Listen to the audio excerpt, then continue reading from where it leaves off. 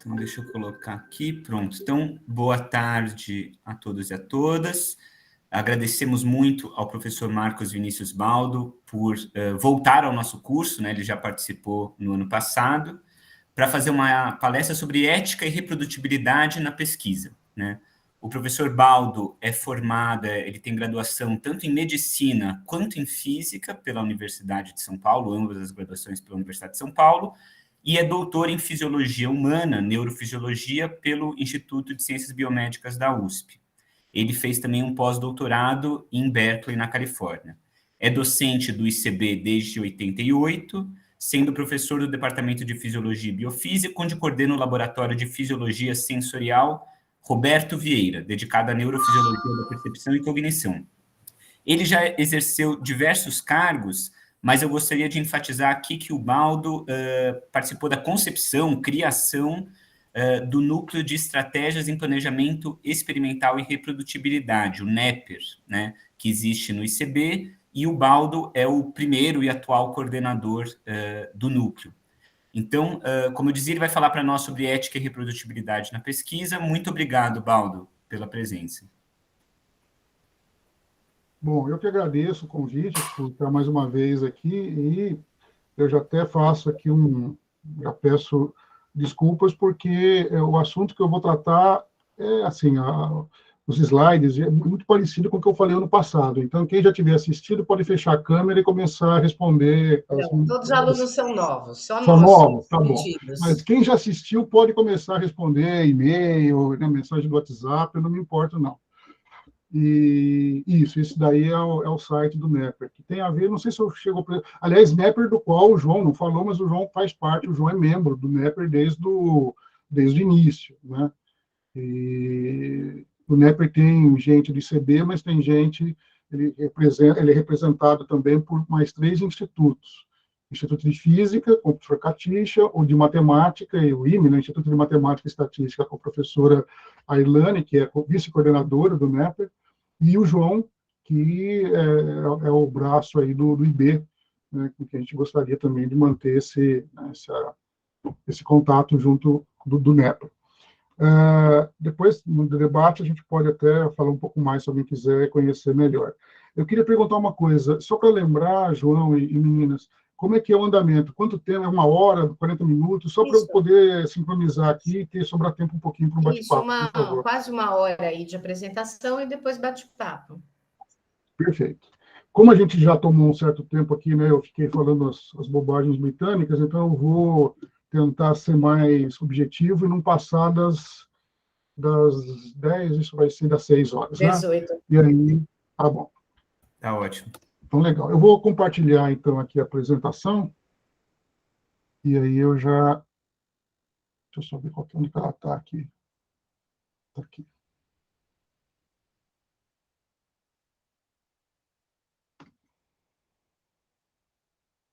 Não, aqui. Nossa, estou meio enrolado aqui com a... Pronto, achei.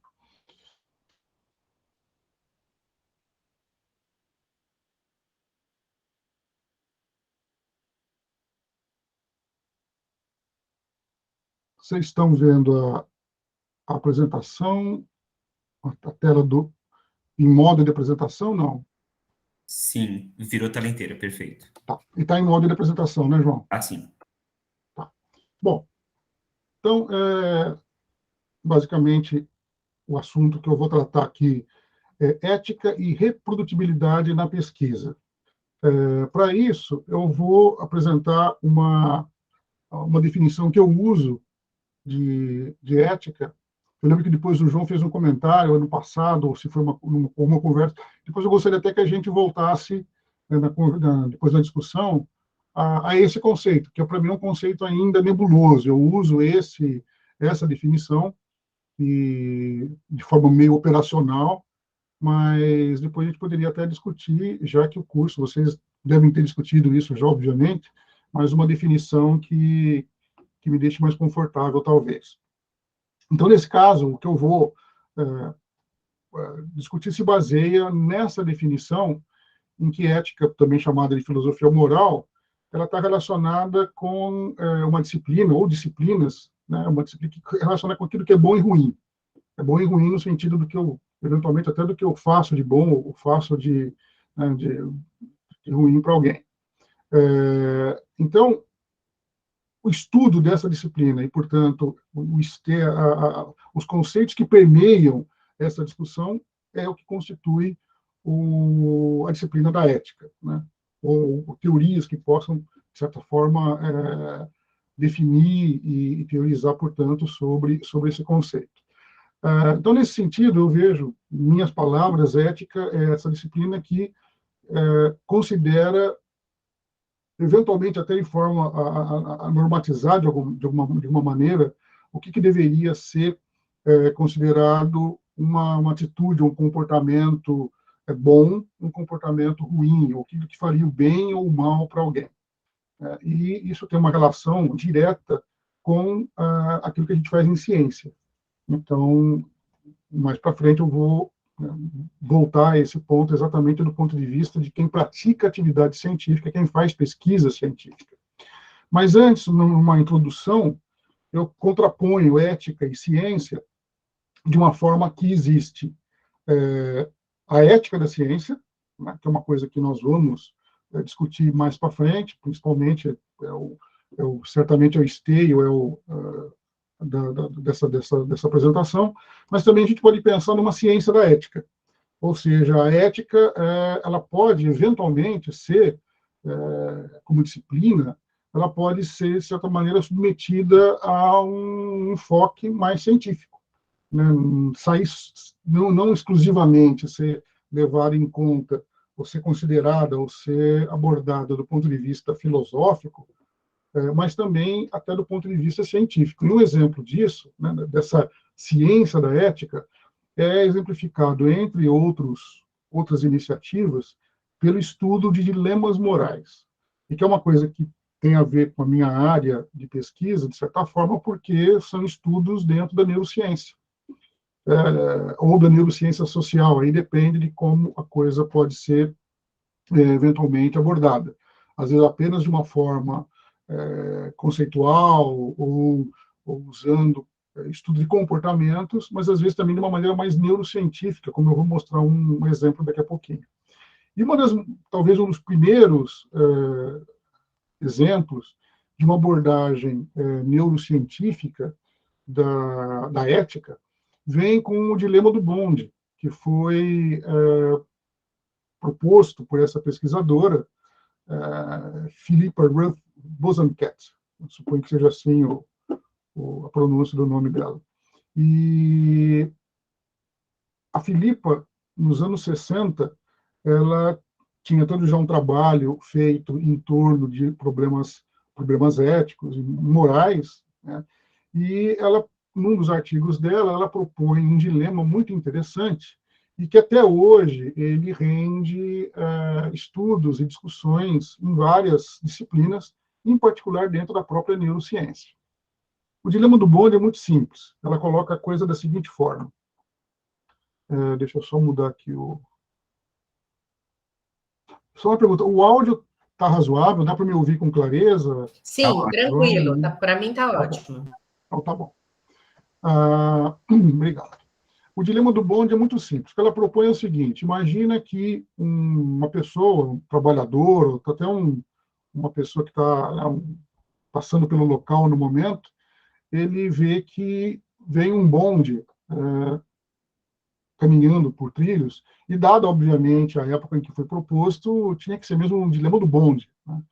Embora no Brasil o bonde tenha sido aposentado há muito tempo atrás, mas em outros países o bonde existe ainda, então não necessariamente é um exemplo datado, né? Em vários lugares o bonde ainda faz parte do cenário urbano. E essa pessoa vê que esse bonde vem e ela percebe que ele está sem freio. Esse bonde está absolutamente incapaz de frear. E ela está vendo que, mais abaixo, no caminho do bonde, tem trabalhadores consertando ali, mexendo no trilho e tudo mais, que não estão percebendo a chegada desse bonde. E, portanto, não percebendo a chegada desse bonde, com certeza o bonde não vai conseguir parar, que é o que até eles esperariam que acontecesse, se eles vissem o bonde, eles esperariam que o bonde parasse, mas essa pessoa apenas se deu conta disso, os outros não. E, portanto, o bonde vai tá em rota de colisão para atropelar essas pessoas.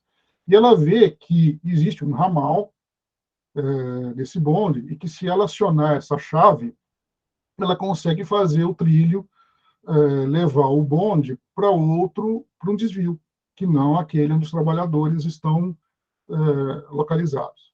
E, nesse desvio, tem uma pessoa.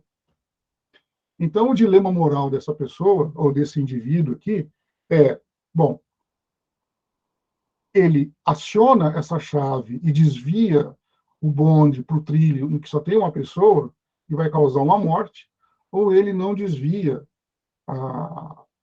não aciona a chave e, portanto, não desvia o bonde para deixando que ele continue no seu trajeto e, portanto, atropele 5 pessoas.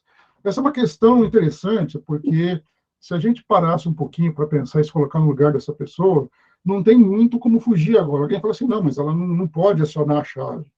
Mas a questão é a seguinte, a partir do momento que o destino colocou essa pessoa nessa posição, primeiro, de saber que o bonde está sem freio, e segundo, de ter nas suas mãos a possibilidade de acionar uma chave, que ela sabe que pode mudar a trajetória do bonde ou não, não tem mais saída para essa pessoa.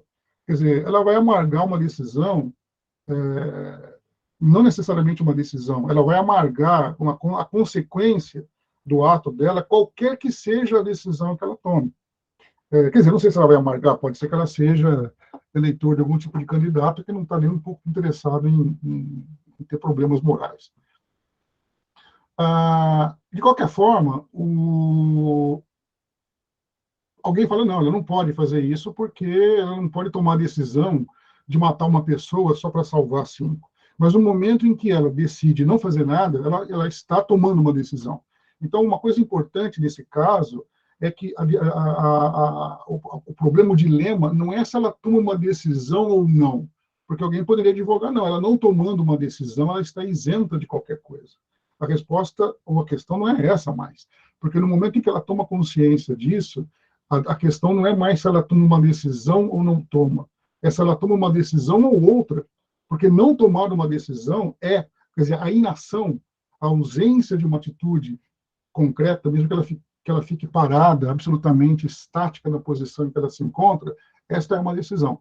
Isso é uma coisa interessante que remonta à minha formação em neurociência, em neurofisiologia, quando o meu orientador, dando uma aula, falou, escrevia isso, eu aprendi com ele, falo isso nas minhas aulas, que é interessante, quando a gente pensa em sistema motor, quando a gente está discutindo motricidade, e fala de movimento, na verdade, o movimento ele é caracterizado por posturas, né? ou seja, e movimentos que se dão sobre as posturas.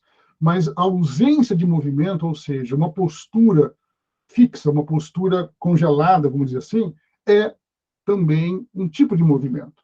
E, portanto, do ponto de vista motor, não faz diferença se nós estamos fazendo uma contração muscular que leva a um movimento do braço ou da perna, ou se essa contração muscular é justamente para suprimir um movimento. Ambas as coisas fazem parte daquilo que a gente chama de motricidade. Então, a motricidade não é caracterizada só por movimentos. A motricidade é caracterizada por movimentos ou ausência de movimentos. Inclusive, em muitas situações, o que importa é você estar fixo numa posição. Quando você está segurando alguma coisa, um objeto, e quer manter firmeza, ali o comportamento motor não é de exercer um movimento, mas é de impedir movimentos, de manter justamente a firmeza daquilo.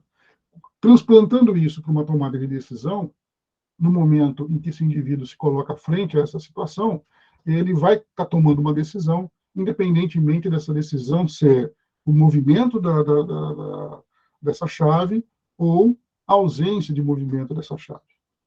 Isso foi explorado mais recentemente, em 2018, num artigo muito, muito interessante, que fez uma espécie de adaptação do dilema do bonde, e da seguinte maneira. Aqui vem um carro, né, desgovernado, não desgovernado, mas sem freio, da mesma forma que o caso do bonde, e ele, se ele continuar nessa rota, ele vai acabar atropelando 3 pessoas que estão atravessando ali a faixa de segurança, né, de pedestre, e não vão ter condição de sair a tempo. A alternativa para esse automóvel, ele é sair dessa trajetória e se chocar contra uma barreira suficientemente firme que não vai deixar essas pessoas serem lesadas ou feridas. Mas, no entanto, vai levar à morte dos 3 ocupantes do automóvel. Isso aqui é um caso que foi estudado para evidenciar aquilo que deveria fazer um carro que fosse autônomo, porque a gente está vivendo hoje em dia, inclusive, situações que carros autônomos estão levando a acidentes. Então, um carro... Aliás, outro dia um negócio interessante é que nem é mais carro, eu talvez pudesse ter colocado isso na aula, esqueci, mas vou falar agora, é uma novidade. São os assassinos autônomos. Então, hoje em dia, você tem drones que são programados para procurar pessoas numa determinada situação de guerra, eventualmente, e eles são capazes de reconhecer faces. E dado que quando ele estiver sobrevoando uma dada região e conseguir enquadrar uma face, e essa face for reconhecida como de alguém que tem que ser morto, esse drone pode matar essa pessoa. A questão esse reconhecimento facial é suficientemente fidedigno para que isso seja, portanto, encarado como algo a ser investido e ser levado ou não. Na verdade, isso não é um problema que vai definir se isso vai ser levado a cabo ou não, porque já existe isso, então, na verdade, já está sendo levado a cabo. Então, da mesma forma que drone assassino, tem carro autônomo.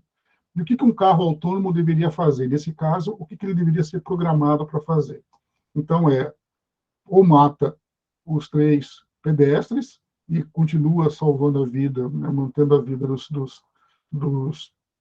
das pessoas que estão no automóvel, ou ela salva né, poupa a vida dessas 3 pessoas e mais mata as pessoas do veículo.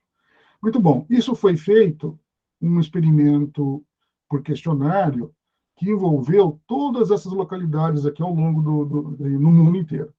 Então, a gente vê que tem boa parte, quase todos os Estados Unidos, na América do Norte, Central, América do Sul, Brasil, então, teve uma participação importante nesse estudo publicado na Nature, a Europa toda, e depois porções da Índia, da Oceania, da África e da Ásia.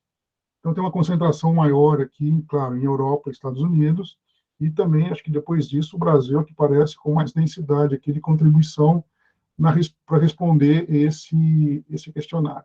E o questionário, ele colocava várias situações diferentes no sentido dos passageiros do automóvel. Então, aqui, por exemplo, ou do pedestre. Então, por exemplo, aqui em azul é poupar quer dizer, é o carro, por exemplo, não, vamos dizer, ele ter uma tendência a poupar esses agentes que estariam atravessando a rua, por exemplo. Então, olha só que interessante. Vamos só ver aqui se ele coloca esse delta que aparece aqui, né? Mas tudo bem. O que acontece, então? Se quem estiver atravessando for um carrinho de bebê, uma garota, um menino, uma mulher grávida, né? Um doutor, né? Possivelmente eles querem dizer aqui um médico, não sei se é um médico ou alguém que tem um doutorado, mas como isso aqui é uma coisa provavelmente americana, né? Então isso aqui provavelmente esse doctor se refere a um médico. É interessante que isso aqui está numa ordem de preferência.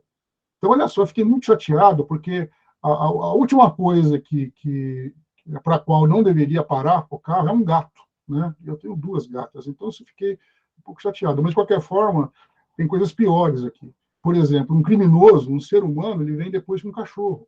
Ou seja, talvez muita gente defendeu que o carro deveria ser desviado por um cachorro, mas não por um criminoso. Olha só, uma mulher idosa vem depois de um homem idoso, que vem depois de um sem-teto, que vem depois de um homem talvez gordo, né? Enfim, é uma coisa muito interessante, porque não que isso aqui reflita a mentalidade de todos nós, mas ele reflete a resposta de uma quantidade muito grande de gente, como a gente viu no slide anterior. Então, aqui em azul significa uma tendência muito grande em desviar o automóvel daquele objeto que está representado aqui, né, nessa do lado esquerdo. Aqui, nem desvia, nem não desvia, uma coisa meio neutra ficou aqui para uma mulher grande, uma mulher gorda. Então, daqui para cima, a tendência de desviar, e daqui para baixo, a tendência a não desviar. Então, por exemplo, mulheres gordas, homens gordos, sem teto, um velho, uma mulher mais velha, um cachorro, um criminoso e um gato. Então, isso mostra como a gente pode se chocar ou não, mas isso aqui é um estudo, isso aqui não está fazendo um juízo de valor de qualquer coisa, ele está simplesmente mostrando um retrato do que seria o julgamento, o quão geral é isso, e o quão isso se repete ou vai se reproduzir em outros estudos, é uma coisa a se perguntar. Eu confesso que eu não sei se houve algum estudo semelhante posterior a esse, mas é uma coisa que eu vou fazer em seguida, e se um dia eu voltar a fazer essa apresentação para vocês, eu prometo trazer novidades sobre o desdobramento dessa pesquisa aqui. Uma outra coisa que pode ser feita em termos da neurociência, da moralidade ou da ética, né, sobre os aspectos científicos, é esse estudo que já é muito antigo, relativamente antigo, do começo do nosso século, em que, por meio de, para quem não é familiarizado, isso daqui é uma ressonância magnética funcional. Uma imagem por ressonância. Ressonância magnética é um tipo de método para fazer imagens do corpo, do cérebro, inclusive, e funcional porque ela é capaz de não só fazer um retrato anatômico, mas um retrato funcional, ou seja, áreas que estão mais ativas do que outras em determinadas circunstâncias. E aqui o que se mostrou nesse trabalho é que, por exemplo, foi possível localizar áreas mais ativas quando os indivíduos estavam fazendo uma avaliação moral de algum tipo de situação. Por exemplo, a situação que a gente mostrou anteriormente. Não era para aquela situação, mas poderia ser alguma coisa parecida. E aqui, quando eles estavam tomando uma decisão moral. Então, isso mostra que, sem ter uma atitude frenológica, ou seja, no sentido de ficar localizando no cérebro pequenas, né, que não é que aqui mora o rei, e ali a fidelidade à esposa, ou, enfim, coisas que os frenologistas faziam no passado. Mas a ressonância tem um pouco dessa capacidade de mostrar áreas mais envolvidas com determinadas funções. Isso a gente pode ver, então, que aspectos morais, julgamentos morais, são, de certa forma, sim, dependentes de áreas mais específicas do nosso córtex cerebral. Muito bem, falando um pouco, então, da ciência, da ética, né? Agora eu vou voltar para o outro lado na verdade, desse ciclo, e falar um pouquinho sobre a ética da ciência, né? Então, deixa eu só ver uma coisa que eu não trouxe nenhum, eu quero saber enfim, acho que depois João, por favor, eu estou sem relógio aqui. Quando faltar uns 10 minutos para 6, você me avisa, por favor? Ou já são 10 para 6? Não, são 5h30. 17h30. Tá bom, maravilha, então. Então, quando faltar uns 15 minutos para 6, por favor, me avisem para eu poder me localizar, por gentileza.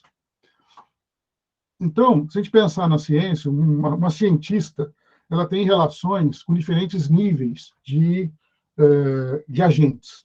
Então, por exemplo, ela pode ter relações com os ratinhos, ou os animais, quaisquer que sejam, que ela estuda, com pessoas, eventualmente, essa cientista estuda crianças, ou adultos, ou velhos. Ou essa cientista estuda agentes virtuais. Eu tive uma aluna de mestrado, doutorado, que toda a tese dela foi feita com simulação de agentes virtuais. Eu tenho um aluno estudando agora que parte da tese dele é feita com gente, parte é feita com simulações em que os agentes são virtuais. Aliás, tem uns experimentos que ele faz em que o voluntário humano ele interage com agentes virtuais sem saber que são agentes virtuais. achando que são pessoas com as quais ele está jogando um jogo social. Essa pessoa também interage, agora num nível, vamos colocar assim, equiparado a ela, com seus pares, pessoas que podem ser de outra etnia, de outra idade, de outra orientação sexual, enfim, de várias outras dimensões, e ela, obviamente, interage com a sociedade a quem não só de quem ela depende para fazer a sua pesquisa, mas a quem ela deve um retorno dos seus resultados para essa sociedade. Então, dentro dessa rede de interações, eu só vou comentar uma delas aqui, que, como eu falei, né, parece novidade, mas não é importante, que é a relação que a gente tem com agentes virtuais. E esse cara aqui, que é uma pessoa excepcional na história da computação, é o cara que a gente pode dizer, assim, que, de certa maneira, inventou o computador, pelo menos moderno. Houve tentativas anteriores, é claro, mas, enfim, não é o cara que inventou a ideia, mas inventou a concretização e muito da teoria por trás, da computação que a gente usa hoje em dia. Então, o Alan Turing, aliás, um cara que sofreu demais com o preconceito por ser homossexual.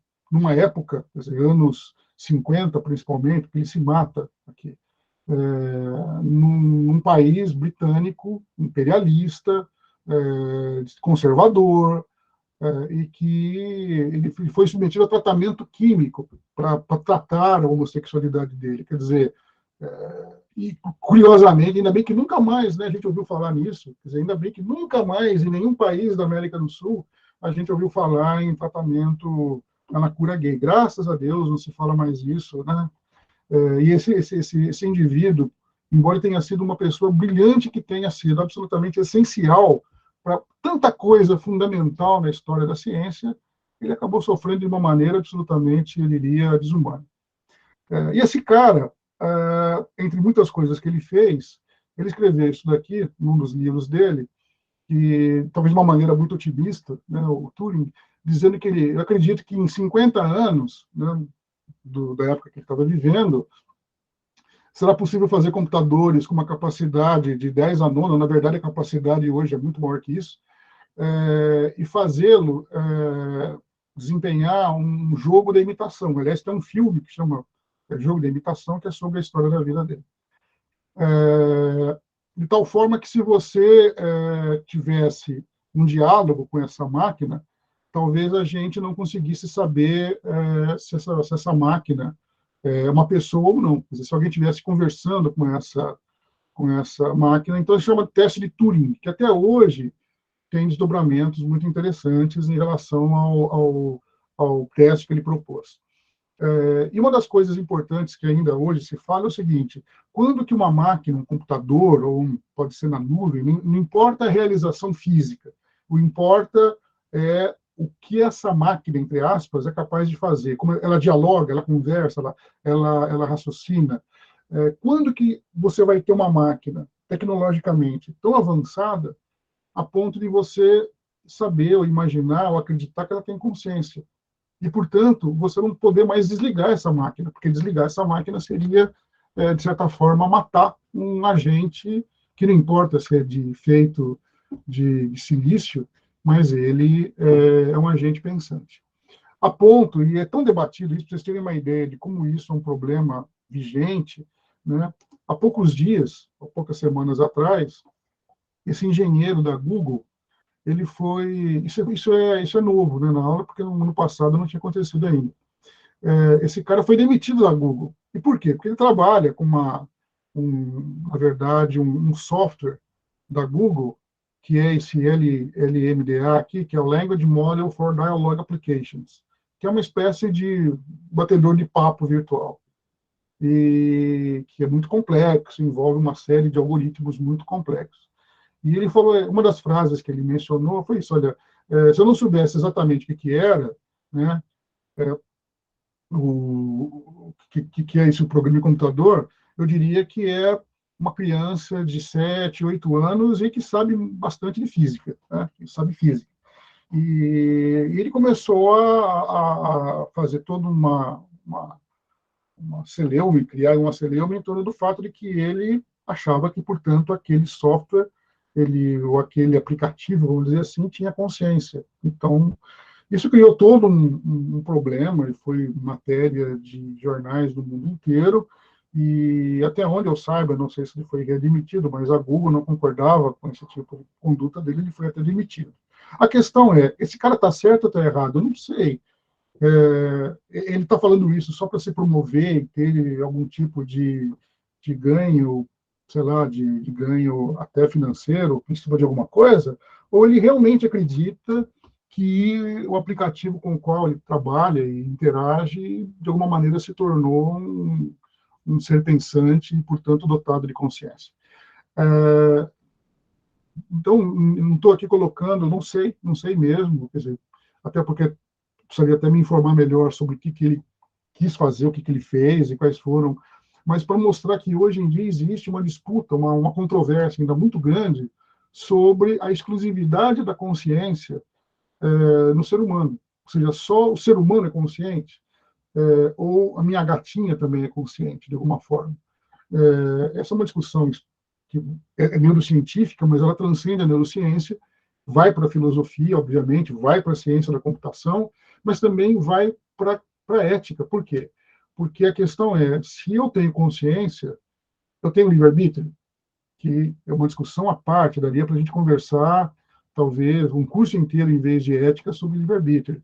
E se eu tenho livre-arbítrio, eu sou imputável, dependendo dos atos que eu cometa por aí. Então, toda essa discussão, ela é fundamental, primeiro, dentro do próprio ser humano, e situações diferentes. Um ser humano, por exemplo, que tem uma deficiência mental, que tem um esquizofrênico, um psicopata, até que ponto que ele é imputável, até que ponto que ele tem o arbítrio dele totalmente livre. Mas também vai se expandir, e já se expandiu, para agentes virtuais, porque cada vez a tecnologia avança mais, e não, hoje a gente já tem esse problema, e daqui 50 anos, provavelmente, mais ainda, ou seja, robôs cada vez mais próximos e semelhantes ao ser humano. No entanto, indo agora para uma coisa um pouco mais concreta do ponto de vista da ciência, e falando agora em livre-arbítrio e imputabilidade, na ciência, agora em particular, em atitudes ou comportamentos científicos, a gente tem aqui um exemplo, vou citar rapidamente, de algumas pessoas que violaram certos princípios éticos que são sagrados até certo ponto dentro da ciência.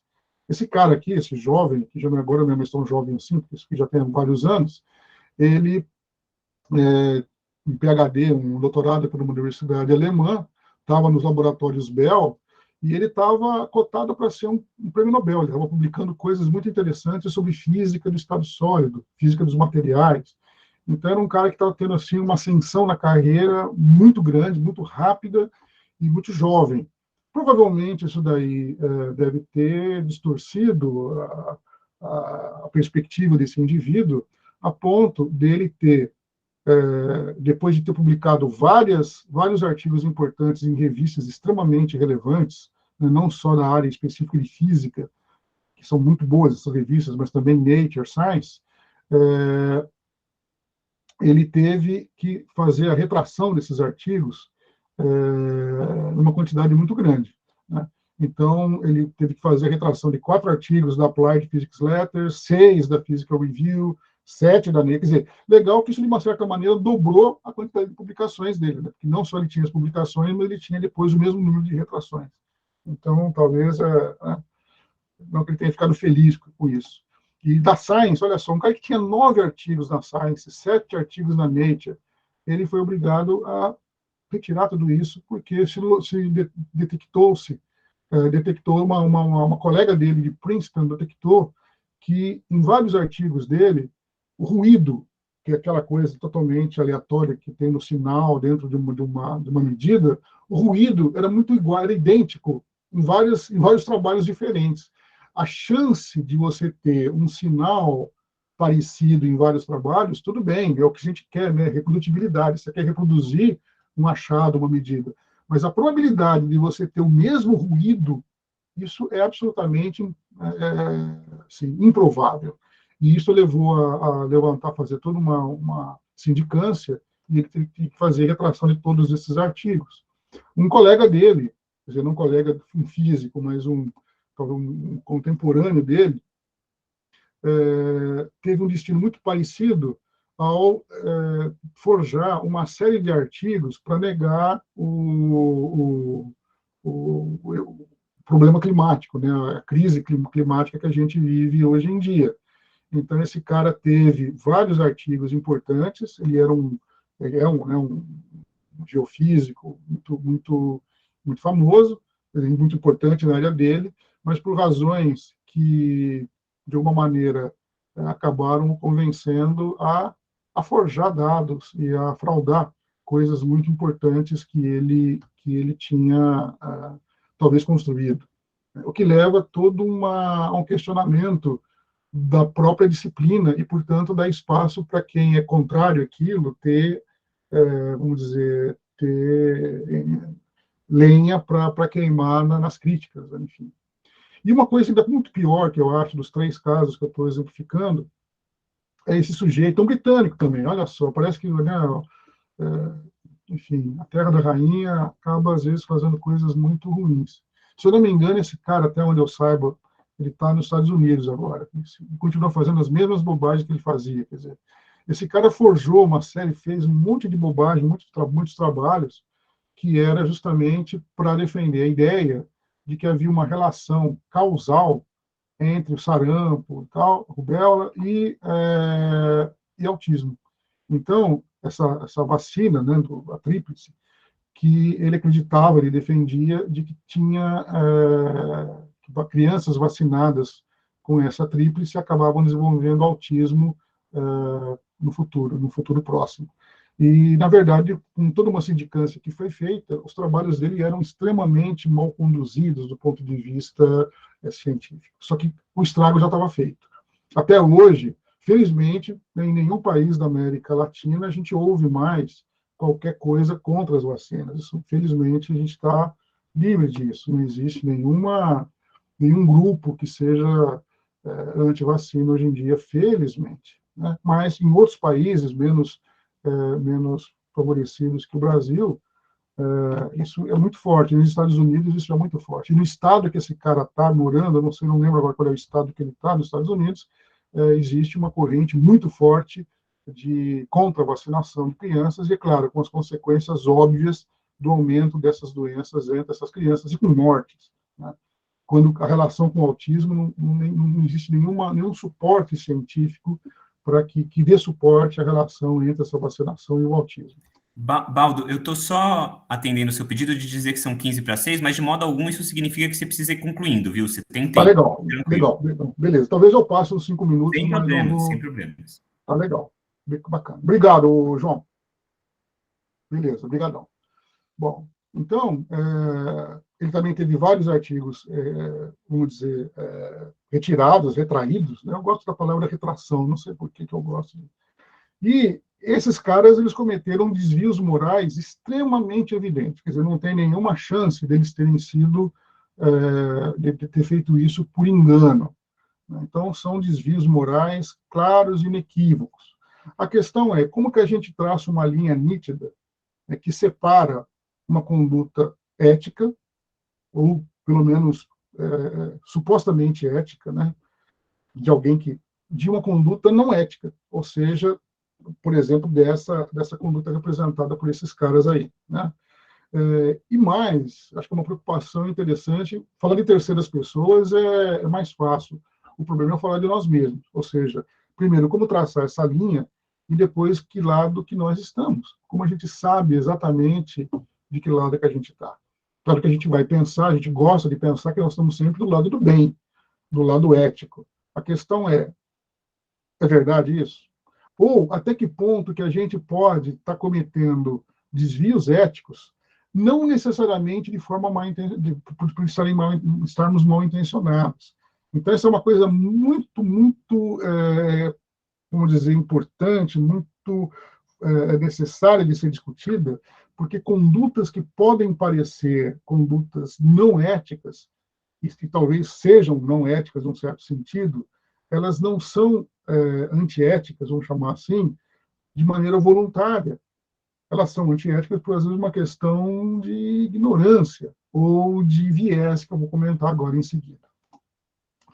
Bom, existe talvez, uma crença entre nós de que a pesquisa científica é uma atividade objetiva, realizada em um cenário de racionalidade, isento de contaminação emocional e despojada de preferências subjetivas, cuja meta é a busca imparcial da verdade. Quer dizer, muito legal falar essas palavras todas, mas, obviamente, isso daqui é um mito. E, como todo mito, é uma coisa ruim. E, nesse caso, claro, é ruim para a ciência, como outros mitos também são. E por quê? Porque, na verdade, se a gente só falar um pouquinho de neurociência agora, voltar a falar um pouquinho de neurociência, o que é o ciclo percepção-ação? É a possibilidade, na verdade, a necessidade que nós temos de perceber o ambiente à nossa volta. Isso é processado do ponto de vista cognitivo, em termos de atenção, memória e, claro, conteúdo emocional. Não existe praticamente percepção sem um conteúdo afetivo associado a ela. E reagir sobre esse meio ambiente por meio de uma ação. Isso acontece o tempo todo. O que vocês estão fazendo aqui nesse momento é exatamente isso. Vocês estão vendo e ouvindo algumas coisas, estão processando, estão concordando ou discordando, estão prestando atenção ou não, estão tendo uma emoção positiva ou negativa, vão levar isso na memória, guardar ou não, e estão reagindo de alguma forma, mesmo que essa ação, de novo, seja uma ação de imobilidade, de silêncio. Né? Às vezes não é, às vezes você vai lá e já fechou a câmera, você já sai, já quer saber, deixa eu sair dessa aula e ir embora para outra coisa. Então, esse ciclo percepção-ação acontece de maneira ininterrupta o tempo todo. E é lógico que, para que a gente possa tomar essa ação, é importante a gente tomar, quer dizer, essa ação, ela requer um processo decisional, ela requer uma escolha dentre um repertório de ações possíveis. Né? Então, a gente poderia pensar que, dentro de um contexto decisional, a gente faz uma avaliação cognitiva, isso, eventualmente, tem um conteúdo emocional associado a ele, mas, a partir dessa avaliação cognitiva, a gente toma uma decisão. Na verdade, eu adoto uma visão diferente dessa, que está contida nesse trabalho aqui do Quartz, publicado em 2019, em que isso seria o que a gente imagina como sendo uma ação racional, uma decisão racional.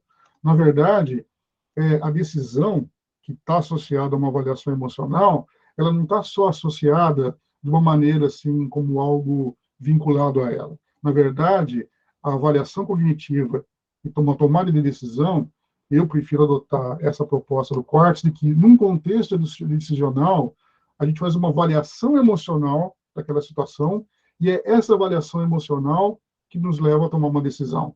E, a partir dessa decisão, a gente faz uma racionalização cognitiva disso, uma espécie de confabulação.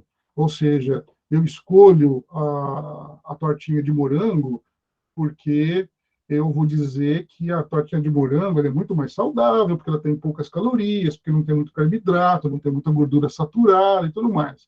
Essa é uma racionalização cognitiva de algo que vem muito antes, de ponto de vista muito mais visceral e emocional para a minha tomada de decisão.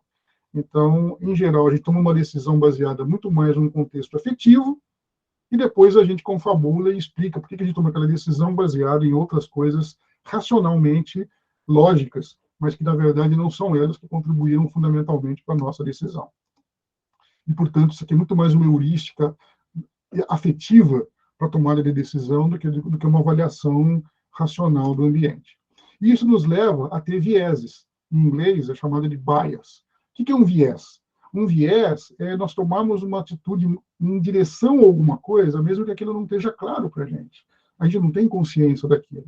Então, aqui eu faço uma analogia com a teoria de detecção de sinais, em que, quando a gente está conversando no telefone com alguém, sempre tem sinal e tem ruído. Na verdade, tem as duas coisas ao mesmo tempo. E a gente pode, eventualmente, colocar o nosso viés mais para um lado ou mais para o outro. Eu não vou entrar em detalhes aqui, mas é porque eu acho bacana essa relação entre a teoria de detecção de sinais, em que a gente pode ter o estímulo presente, ausente, e eu não quero entrar em detalhes técnicos aqui, talvez eu devesse até tirar esses slides. Mas na teoria de detecção de sinais, a gente pode ter o estímulo presente ou ausente. E a gente pode dizer se ele está presente ou ausente. Então, aqui é o estímulo que é a nossa resposta, ou a nossa escolha, a nossa decisão, se ele está presente ou ausente. É claro que quando ele está presente, a gente diz que está, é um acerto. A gente diz que não está, é um erro. Quando não tem estímulo e a gente diz que está presente, é um falso alarme. O nome é mais óbvio, né? Falso alarme, quer dizer, falso alarme. Você achou que estava e não tinha nada. Quando ele está ausente, você diz que está ausente, é uma rejeição correta. Eu só quero dizer que eu mostro isso aqui faz parte de uma coisa importante para quem estuda percepção, a teoria de tecções sinais, mas esse quadrinho aqui, a matemática disso, né, é exatamente a mesma de quando a gente vai fazer um exame laboratorial, que você pode ter uma doença ou não, e o exame vai dizer que você tem ou não tem. Então, o diagnóstico pode estar certo ou errado. E, eventualmente, ele está certo quando você tem a doença, ele diz que tem, e ele também está certo quando você não tem a doença e o exame diz que não tem. Pode ser até não precisa ser uma doença, pode ser gravidez. Né? Eu estou grávida e aí o resultado deu que eu estou grávida. Então é um acerto, eu não estou grávida. Então... Mas e se o resultado der positivo quando eu não estou grávida? Esse é um falso alarme. E se eu não tiver, e se eu estiver grávido e ele diz que eu não estou? Esse também é um erro, um miss. Então, e isso acontece também, não só num teste de uma decisão médica, que no caso, na verdade, não seria um teste laboratorial, seria a decisão clínica de um médico ou de qualquer terapeuta, né, da saúde. E acontece a mesma coisa num teste de laboratório, que é o exemplo que eu li anteriormente. E acontece exatamente a mesma coisa, é por isso que eu trago isso para vocês aqui, na análise estatística.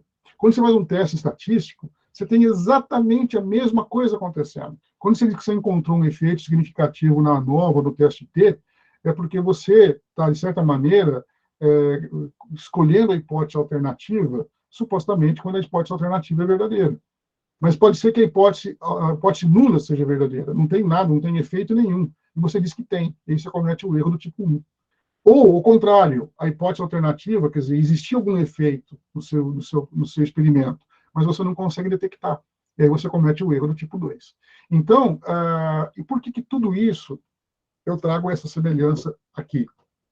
Primeiro, porque se a gente entender a matemática da estatística no teste de hipótese, entender a matemática do exame laboratorial, entender a matemática de uma decisão médica, entender a matemática da teoria de detecção de sinais, nós não estamos entendendo diferentes coisas, nós estamos entendendo a mesma coisa. Então, a hora que você entende você entendeu todos. E isso é fundamental, porque isso amplia o nosso horizonte científico. E isso que tem a ver com viés? O viés é porque você pode, às vezes, colocar o teu critério mais para um lado ou mais para o outro. Ou seja, se eu coloco o meu critério para achar que tudo que tem lá é significativo, então, por exemplo, um viés seria muito claro aqui no caso estatístico. Quando eu adoto, por exemplo, um alfa, em vez de um alfa de 5%, eu adoto um alfa de 10%. O que é isso? É ser mais, vamos dizer, menos conservador, é ser mais... nós vamos encontrar mais efeitos significativos. Então, quando existe um efeito significativo, nós vamos encontrar. Mas também nós vamos cometer mais o quê? O erro do tipo 1. Porque pode ser que a gente diga que tem efeito significativo, quando na verdade não tem.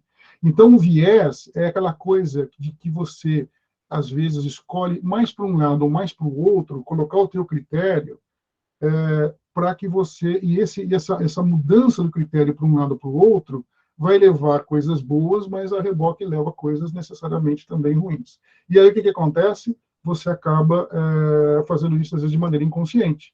Então, o viés está em todas essas situações aqui, e, no caso do teste de hipótese, ele leva a você ter vieses, não, todos nós, né?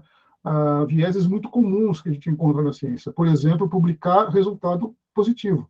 A gente é ensinado que a gente só publica, e só o orientador gosta quando você mostra um resultado positivo para ela. Se você faz um experimento e não tem nenhum efeito ali significativo, as pessoas ficam, né, chateadas, caramba. Não, por quê? Bom, porque tem essa norma, né, que se pratica de só se valorizar e publicar resultados positivos, né? Publicar muitos artigos, tá certo? Quer dizer, quando a gente acaba tendo que competir com nossos colegas e publicar mais artigos que eles, a gente acaba, às vezes, levando a ter vieses que não deveríamos ter. Publicar em revistas de alto impacto. Todo mundo gostaria de publicar em Nature, Science, Cell, e tal. Mas, e essa necessidade e essa vontade faz com que a gente, às vezes, adote vieses ruins, vieses desnecessários. Pleitear uma bolsa, uma vaga. É claro, tudo que eu faço é porque eu quero manter minha bolsa, eu quero conseguir uma bolsa, eu quero conseguir uma vaga num concurso.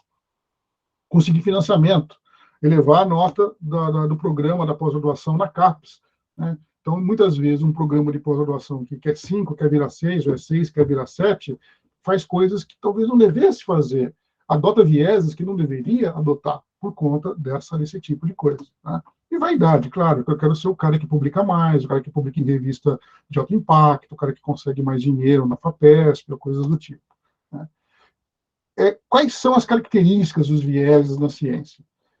Ele não é localizado, não é o brasileiro só que tem viés, o mundo inteiro tem, então não é um problema nosso, só. Ele passa despercebido, ou seja, muitas vezes ele não é detectado. Ele é ensinado e aprendido, ou seja, nós aprendemos a adotar certos vieses dos nossos orientadores. Então, eles aprenderam a ensinar para a gente aprendeu a aprender deles, e a gente aprendeu a ensinar para os nossos alunos e alunas quando a gente foi orientador de um dia. Não há dúvida que esses vieses vão ser danosos em algum momento. E as consequências desses vieses são várias. Por exemplo, comprometer a reprodutibilidade científica. O que é reprodutibilidade científica? Já vamos definir agora. É você ter um resultado de um trabalho seu sendo reproduzido em outros laboratórios. Tudo que a gente quer é que o nosso trabalho seja citado, mas também que aquele nosso resultado seja reproduzido em outros lugares. E isso é comprometido quando a gente tem vieses. E tudo isso que eu falar viés aqui, eu não estou me referindo a fraude ou a pessoas mal intencionadas. Eu estou falando de pessoas bem intencionadas que acabam cometendo certas, vamos dizer, certas atitudes equivocadas ou ruins, não porque ela é mal intencionada ou porque ela tem má fé, mas porque ela acaba adotando vieses que levam a isso. É aí que a gente... O fraudador, o mal intencionado, o bandido, esse não tem jeito. Provavelmente não tem muita, porque criança tem, mas adulto não. Eu acho que adulto mal intencionado, bandido, eu acho que vai ser muito difícil recuperar. Claro, não que eu defenda qualquer coisa, não. Mas, assim, é mais difícil, vamos dizer. Talvez tenha salvação.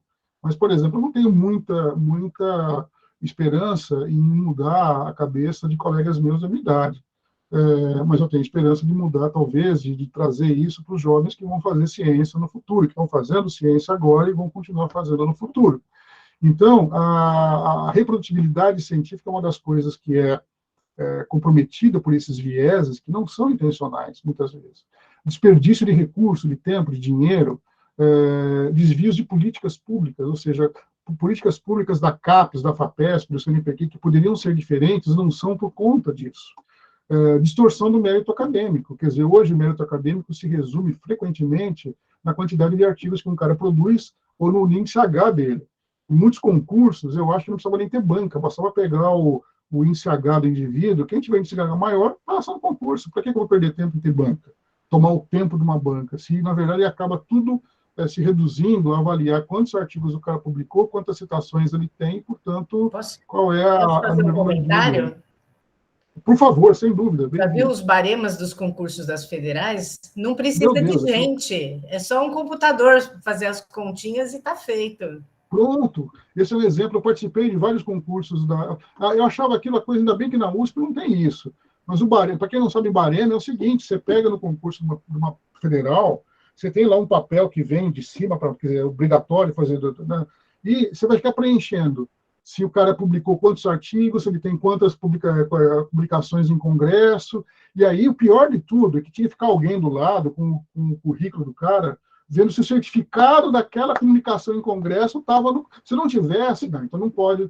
Tudo que está escrito no currículo do cara tem que estar documentado, e se não tiver... Isso para dar o quê? 01, 02, 03, 01, né?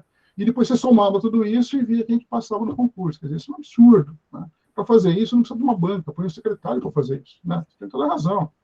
Eu não sei se o baremo... Você sabe se o baremo existe ainda hoje em dia nas federais? Olha, eu fui suplente de uma banca faz pouco tempo, recebi isso aí e eu fiquei chocada. Foi a primeira vez.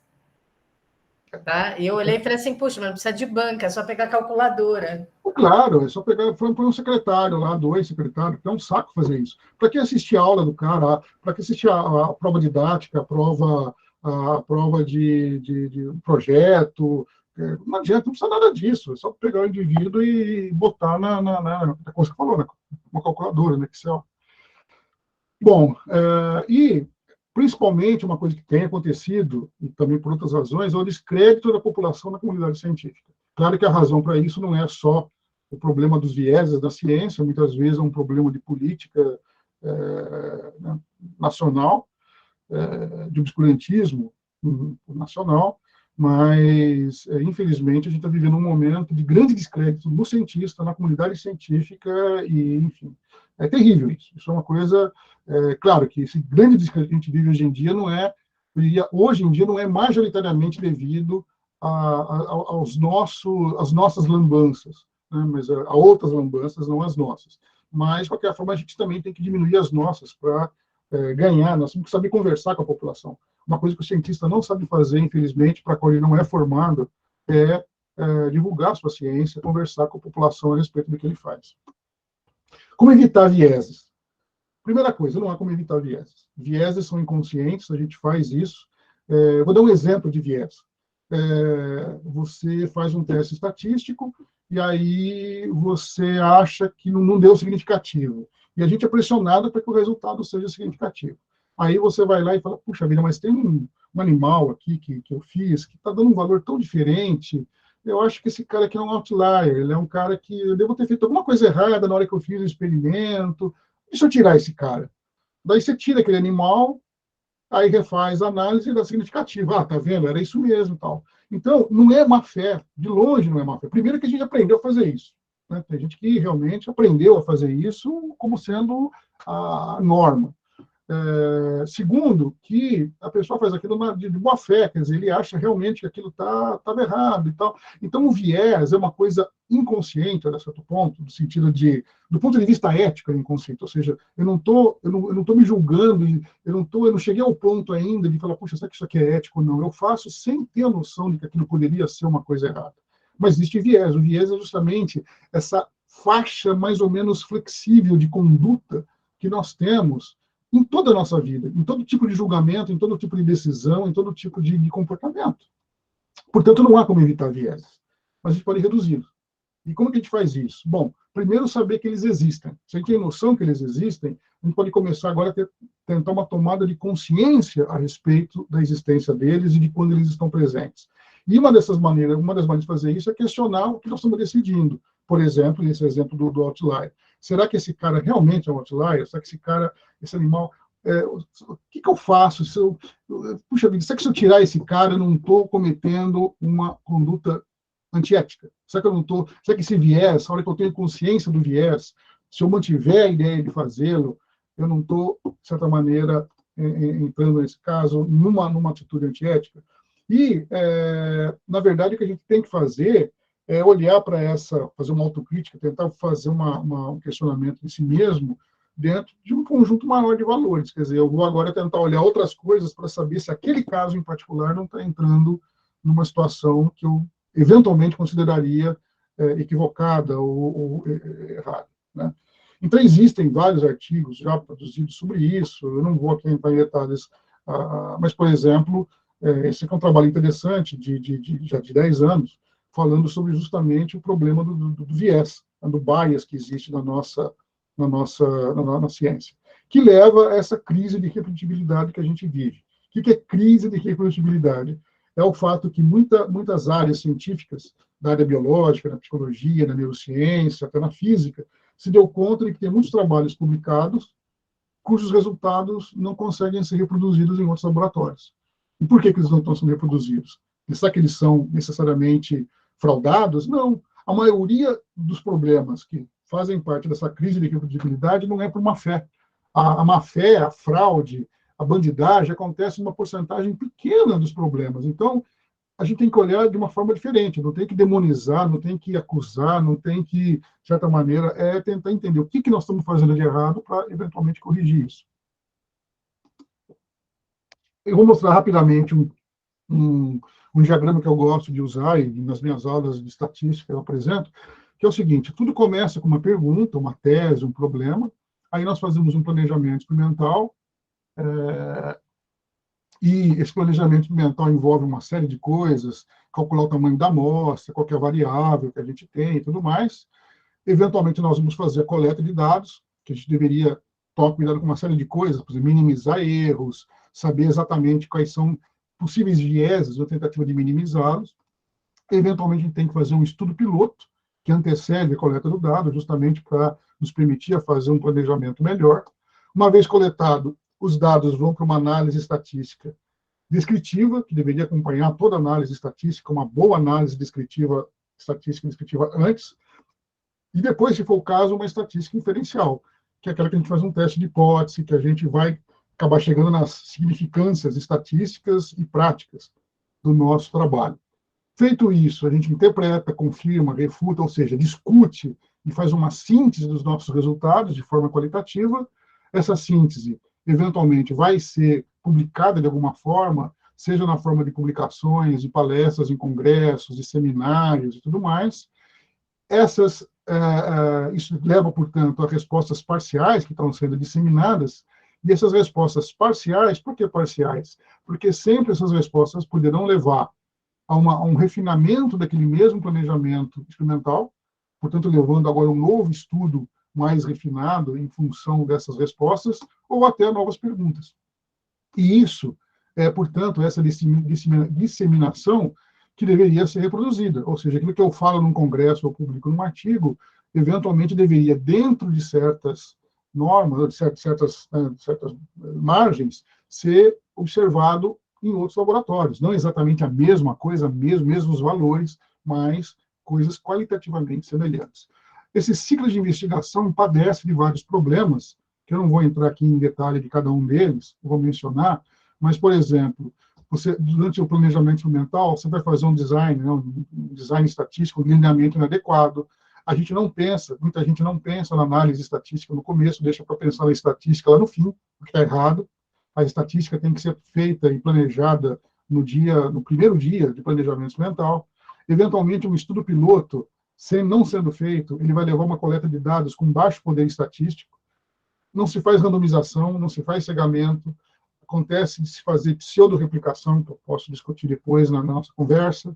Na hora de fazer uma análise estatística, a gente pode, sem querer ou querendo, fazer p-hacking. O que é p-hacking? P-hacking é uma coisa muito frequente hoje em dia, e já no passado, que é você fazer várias análises estatísticas diferentes e escolhe aquela que te dá o resultado que te interessa.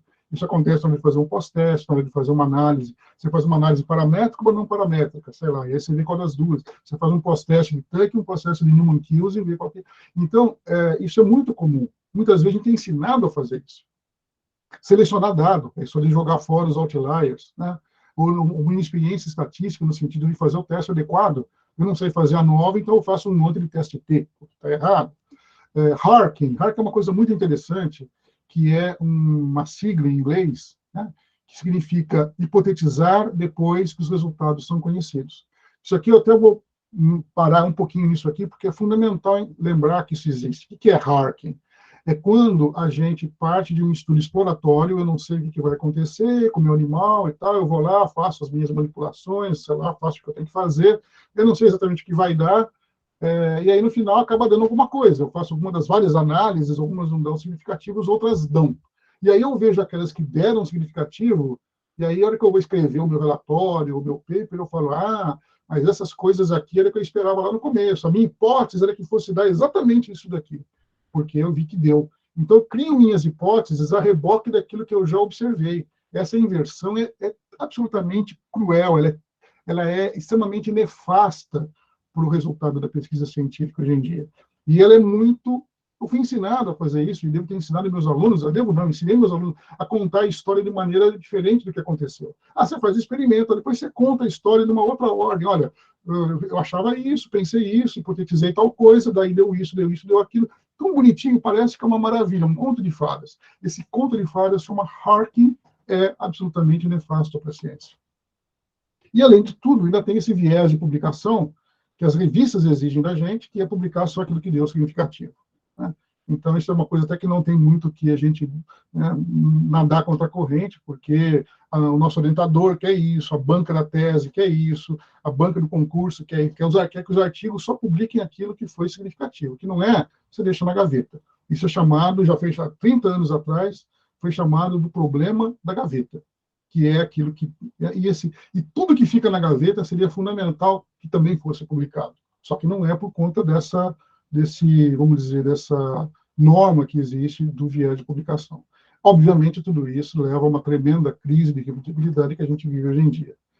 E aqui tem vários termos que podem ser usados de maneira, talvez como sinônimo de reputabilidade, eu não vou entrar em detalhes, e eu só cito esse artigo aqui do grupo do Ioannidis, que é muito legal, porque ele tenta botar ordem na casa.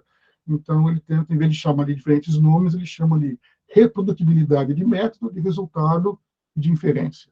Então, recomendo ler esse artigo, porque ele tenta botar ordem na casa sobre os vários significados ou diferentes palavras e usos da palavra reprodutibilidade, ou repetibilidade, ou replicabilidade. Né? E uma definição é essa, que a reprodutibilidade científica caracteriza um estudo cujos resultados ou conclusões podem ser reproduzidos por outros grupos de pesquisa, trabalhando em diferentes laboratórios, por meio de métodos idênticos, semelhantes ou até distintos daqueles utilizados no estudo original. Por isso que depende, por exemplo, se for com métodos idênticos, é o que eles chamam de reprodutibilidade de método, mas pode ser por métodos muito diferentes, chegando à mesma inferência, é o que eles chamam de reprodutibilidade inferencial. O importante é que a ideia central de uma pesquisa científica seja reproduzida. E isso não tem acontecido em várias áreas da ciência. Isso, por exemplo, mostra um estudo feito em psicologia, com trabalhos que tentaram reproduzir 100 trabalhos. É um grupo que tentou reproduzir 100 trabalhos da área de psicologia, da ciência de psicologia. E aqui em verde são os trabalhos que foram reproduzidos a contento. E em vermelho, aqueles que são EUI, inclusive, e que ficaram muito aquém daquilo que deveria ter sido reproduzido. Ou seja, mostrando o tamanho do buraco que existe na psicologia. Isso foi um dos primeiros trabalhos publicados a respeito desse... Inclusive, tem um desses pontinhos vermelhos aqui, é de um trabalho do grupo que eu estava em Oxford, quando eu fiquei como pesquisador visitante na universidade, no departamento de psicologia, e, enfim, eu não posso comentar muito mais por isso, porque seria uma coisa talvez, mas, enfim, um dos trabalhos, um desses pontinhos é do departamento onde eu passei um tempo. Não é o meu trabalho, felizmente, até porque não dava tempo de ter feito isso. Tem muitos erros que são comuns ao planejamento experimental e análise. Eu coloquei essa tabela aqui não para vocês lerem, mas só para a gente ver o tamanho da quantidade de erros que a gente pode cometer. Eu não vou ler um por um, obviamente, e depois eu posso dar para vocês, deixar com o João, com as meninas, um PDF disso aqui, quem quiser pode ver depois com calma. E uma das primeiras coisas é planejar e conduzir experimentos exploratórios como se fossem confirmatórios. Ou seja, aquilo que eu falei, você faz um experimento sem saber onde que vai chegar, e aí, chega no final, você usa um experimento exploratório, cuja finalidade é gerar hipóteses, como se ele fosse um experimento confirmatório, que é aquele que, na verdade, serve para você testar uma hipótese. Né? Então, esse tipo de coisa é muito comum hoje em dia, e conduzir um estudo exploratório como se fosse confirmatório certamente leva a distorções. Inclusive, o hacking faz parte desse processo, ou seja, justamente porque você está hipotetizando depois que você viu os resultados. Né? Travou alguma coisa aqui no meu computador. Alô, vocês estão me ouvindo? Ouvimos sim, Valdo. Sim. Tá. Deu uma travadinha aqui. Estou pedindo o PDF mesmo. Não, tudo bem. Com certeza deixa eu ver aqui onde que está isso. Eu vou voltar para cá, que isso daqui acho que é interessante. Deixa eu só falar do PIREC, isso aqui acho que é legal. Então, o PIREC é usar, por exemplo, você faz um teste unicaudal, um teste T unicaudal, quando ele devia usar um teste bicaudal. Se você não sabe exatamente o que é isso, não se preocupe. Mas, basicamente, é usar testes estatísticos, vários testes, ou testes inadequados para a tua análise. por exemplo, tentar diferente teste até ter significância estatística. Fazer muitas comparações numa análise pós-hoc sem fazer correção. Isso equivale, por exemplo, a usar várias vezes o teste T para comparar dois grupos, e você compara, tem vários grupos, aí você usa só teste T para comparar 2 a 2. Isso vai levar a problemas, né? Ter muitas variáveis dependentes, sem ter as correções devidas, tentar transformações. Eu não vou entrar em detalhes aqui, porque são coisas mais técnicas do ponto de vista estatístico, que eu acho que não cabe ficar discutindo isso agora. Mas, por exemplo, um deles é que comentei, excluir outliers. O que é um outlier? Aquele dado que parece estar meio errado, você tira sem justificar, né? E uma coisa que a gente comete erro frequentemente, eu quero chamar atenção para isso, e faz parte desse p-hacking. Porque o que é p-hacking? É hackear o P, né? São um hacker do P, até conseguir o P que a gente quer. Uma coisa que eu fiz muito no começo da minha carreira, e achando que estava fazendo certo, que era fazer um experimento com 10, sei lá, sujeitos, e não dava significativo, eu aumentava para 15, fazia análise, não deu significativo, aumentava para 20, não dava significativo, eu fazia com mais 5, 25, aí eu parava. Então, você aumenta o N até ter um resultado significativo. Tem muita gente hoje que eu conheço, experimentador, experiente, gente já da velha guarda, e inclusive lá em Oxford, quando eu estava, eu via isso também, lá no departamento e tal, que era isso, que as pessoas iam fazendo experimento, aumentando o N até ter teve um resultado significativo, e aí para.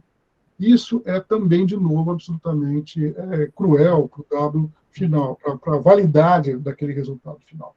Como que é o certo? É você estimar o N, o tamanho da tua amostra, antes, e aí fazer o teu experimento até alcançar o N que você previu, que você estimou. Deu certo, deu. Não deu, paciência, faz um outro experimento, vai planejar outra coisa. Ou fazer esse tipo de coisa, aumentar o N, mas usando análises corretas. Existem análises corretas para você fazer isso ao longo do teu experimento. Alguém acho que levantou a mão. Se quiser fazer uma pergunta, intervenção, pode. Uma vez eu ouvi uma crítica de uma colega que eu achei muito divertido o modo de apresentar. Corresponde ao seu 5º item da lista. Tentar diferentes transformações até obter significância. Ela descreveu como sendo assim, torturar estatisticamente os dados até que eles confessem. Exatamente. Essa é uma frase muito, muito feliz e muito famosa. Eu esqueci o nome do estatístico que falou isso pela primeira vez, ou talvez ele não tenha sido ele que inventou. Mas que é isso, né? Quer dizer, estatística é aquela ciência de torturar o dado até que ele confesse o resultado. E isso é p-hacking. Então, acho que essa frase é muito legal, porque ela define, de maneira até assim, bem humorada, o que é p-hacking. P-hacking é você torturar o dado até ele confessar. E como a gente está num momento agora que a gente não quer mais tortura, não quer mais nenhum tipo de ditadura, a gente tem que pensar muito no p-hacking. Ronald está aqui. A informação que eu tenho é que é do Ronald Coase. Acho que é falar assim. Existe. Você torturado os dados, eles confessarão qualquer coisa. Obrigado. Você trouxe isso no momento absolutamente oportuno, né? Selecionar e publicar apenas resultados que tenham obtido significância é, de novo, aquela coisa do chamado cherry picking, ou seja, você tem um monte de coisa da sua análise, mas você vai lá e pega só aquilo que for significativo e escreve no artigo que aquilo era a tua hipótese inicial. Isso o cherry picking está muito envolvido, assim, muito relacionado com o hacking, né? E conduz a um outro problema. Se você publica só coisa significativa, isso leva ao famoso problema da gaveta, né? Da gaveta do arquivo, quer dizer, olha só, o cara falou isso, o Robert Rosenthal falou isso em 79, 80, isso dá mais de 40 anos, 43 anos em que isso foi falado, e até hoje a gente faz isso. Até hoje, CAPES, FAPESP, CNPq, exigem que a gente publique coisa que você... E cadê e aquele experimento que não deu significativo? Você faz o que com ele? Né? Se enfia na gaveta, é o que acontece, né? Então, esses problemas que a gente viu nesse ciclo de investigação e que comprometem a crise de reprodutibilidade, ou de reprodutibilidade, esses problemas podem e são minimizados, ou pelo menos um pouco são, eu diria, abordados, não diria excluídos, do dia totalmente banidos ou resolvidos, mas pelo menos minimizados. se houver um planejamento experimental adequado. Ou seja, embora você tenha problemas ao longo de todo o ciclo de investigação, um planejamento adequado vai levar a pelo menos uma minimização desses problemas ao longo de todo o processo. E isso sendo feito desde que você tenha um planejamento adequado. Esse planejamento adequado, ele faz com que você possa se situar eu diria, num caminho de um projeto científico que seja um caminho muito mais, eu diria, iluminado no sentido que você conhece cada etapa dele a priori. Você já enxerga lá na frente o que você vai fazer depois, e não ir encontrando as coisas conforme você vai caminhando naquele projeto científico. Então, nesse slide aqui, né, a ignorância científica de um lado, o conhecimento científico do outro. Muito bem. A gente tem boas práticas científicas, que a gente espera que todo mundo adote. Na verdade, essas boas práticas científicas podem ser, na verdade, levadas, a gente pode ter boas práticas científicas que são derivadas de ambas as coisas, ou seja, tanto de um conhecimento científico da própria ignorância científica. Já as más condutas científicas também podem ser, vamos dizer, ser originadas de um conhecimento científico. Nesse caso, é um desvio moral. Ou seja, quando eu tenho um conhecimento científico, eu não tenho a desculpa da ignorância e eu enveredo para um lado de más condutas científicas, possivelmente eu estou frente a um desvio moral, né? Então, acho que isso é inequívoco. Eu acho que isso não é o indivíduo, é o indivíduo que supostamente tem o seu arbítrio muito livre e ele escolhe fazer aquilo. Então, na verdade, não tem o que se discutir. Agora, e quando uma má conduta científica vem da ignorância científica? Digamos, eu não sei que não pode fazer hacking, digamos que eu não saiba que não pode fazer p-hacking, eu não sei que eu não posso aumentar o N até encontrar significância estatística e aí parar.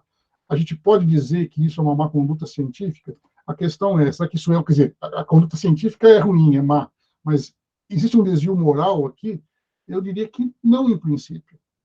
Isso, na verdade, define uma linha que eu chamo de fronteira metacognitiva. Por que fronteira metacognitiva? Porque isso vai depender de quanto que eu agora estou ciente de que isso pode acontecer. Mesmo que eu seja ignorante do ponto de vista científico, ao saber que, sendo ignorante, eu posso cometer más condutas científicas, eu devo agora estar alerta, portanto, de que eu devo ir atrás dessa ignorância e, eventualmente, saná-la. Então, na verdade, se eu estiver do lado de hacking, por exemplo, se eu estiver fazendo alguma coisa que eu não tenho consciência disso, talvez não seja um desvio moral. Mas uma vez em que agora eu tenha consciência dessa possibilidade de que, por ignorar a estatística, por ignorar planejamento instrumental de maneira adequada, eu posso fazer isso, aí eu acho que a gente deveria considerar isso como um desvio moral. Então, o desvio moral, ele vem justamente dessa barreira, ou dessa linha muito tênue, que eu chamo de fronteira metacognitiva. Por quê? Por que metacognitiva? Porque eu tenho alguma ideia sobre a minha própria cognição. É como se eu tenho uma consciência de segunda ordem agora. Quer dizer, será que por eu ser ignorante cientificamente, eu estou isento, eu posso fazer as barbaridades que eu quiser? Agora que eu sei disso, eu não posso mais me isentar de buscar um conhecimento científico. Agora que eu sei que essa ignorância pode ser causa de má conduta, eu não tenho mais justificativa para me manter ignorante. Eu tenho que ir atrás disso. Porque, enquanto eu não sabia disso, não havia desvio moral. Mas agora, quando eu souber disso e sabendo disso, provavelmente, sim, eu estou dentro do... Porque agora eu atravessei essa barreira metacognitiva. Então, esse monte de coisa, valor de P, índice H, número de orientandos, nota da CAPES, tudo isso daqui é um bando de coisa que nos obriga a adotar vieses, às vezes, ruins, vieses que nos levam a adotar essas más condutas. Fator de impacto, enfim, número de publicações, tudo isso daqui são coisas que nos levam, às vezes, estão nos levando, e não por nossa escolha, às vezes por uma questão do ambiente, a tomar atitudes ruins. Então, na verdade, a gente deveria, para terminar, contribuir e fazer um esforço enorme, individual e coletivo, para que a ciência fosse um embate de ideias, e não de números. Acho que se isso a gente conseguir, aos poucos, ir criando na mentalidade, principalmente dos mais jovens, quem sabe lá na frente a gente vai tem muitas maneiras de fazer isso, não dá tempo de enumerar outras possibilidades que a gente teria em mãos, mas eu acho que, basicamente, tendo isso em mente, a gente pode, eventualmente, começar realmente uma campanha interna e que se expanda por aí. O NEPER, que o João comentou no início, é uma iniciativa do ICB para justamente trazer essa discussão cada vez mais próxima dos jovens alunos que a gente tem, e alunas também. Era isso, obrigado, passei muito da hora, mas estou disponível aqui para a gente conversar mais a respeito. Obrigado.